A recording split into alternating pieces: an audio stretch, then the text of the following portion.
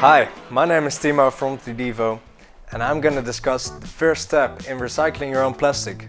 So what I did, I went through the office in our building and I asked all my colleagues if they had any plastic waste lying around. And this is what I collected, a bin full. Okay, this is what we got. It's quite interesting to see that it's quite a lot, and it's only from this morning, and we have more or less 15 people in our office. Imagine how much waste we would produce in a week or a month or even a year. So that shows the importance of recycling your plastic. Okay, let's jump into the next step, and that is filtering out all useless materials and non-plastics. So I asked my colleagues to collect all the materials that they identify as plastic, but I can already see that this is definitely not a plastic. This is a wrench. Come on, guys. So the next step will be to filter out any material that cannot be recycled. So I can see that one of my colleagues had a 9 AM Chinese takeaway, and it's completely absorbed with grease and dirt, and he already tried to rinse it off under the sink, but it didn't really help that much. It's completely absorbed, so it's not worth recycling actually. So let's get rid of it. So I found some interesting parts as well.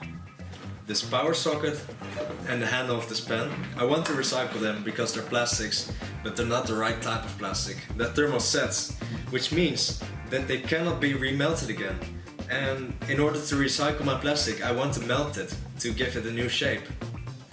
And thermoplastics have the ability to do this because they can be remelted every time under the influence of heat.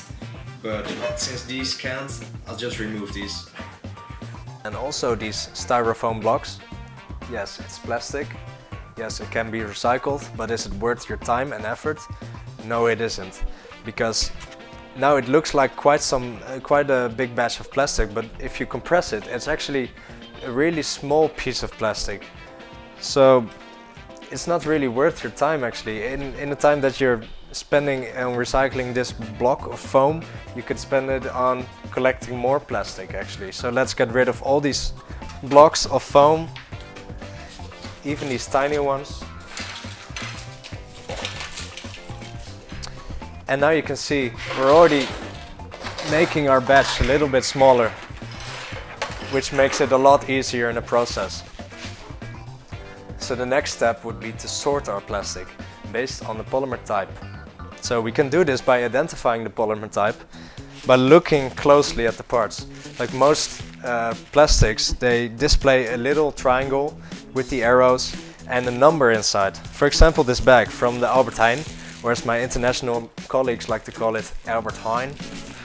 And it says number 4, which means low density polyethylene. Or as it says here, LDPE. So based on this information on all the parts, we can start sorting all our plastics, and that makes it a lot easier for the rest of the process. So let's get started.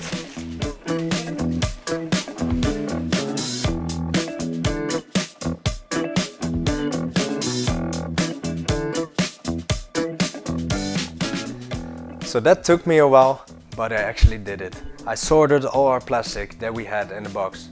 It was actually quite difficult because not all parts displayed the number of the polymer type on the part. So what I had to do was I had to Google what that part was usually made of. For example, this bubble wrap, it doesn't display any number. So I had to Google it, and it appears to be low density polyethylene, so LDPE. So I put it on this stack here. The PET bottles, PET stands for the type of plastic, everyone knows that of course. And the spools, for example, some PLA. Also interesting to note, we have some PLA on this spool left. Still have to take that off, so we can separate that as well. And this is where my part in this video ends. So my colleague Louis will come back to you on the next video, and he will show you the next step in the recycling process. My name is Timo, thank you for watching, see you next time.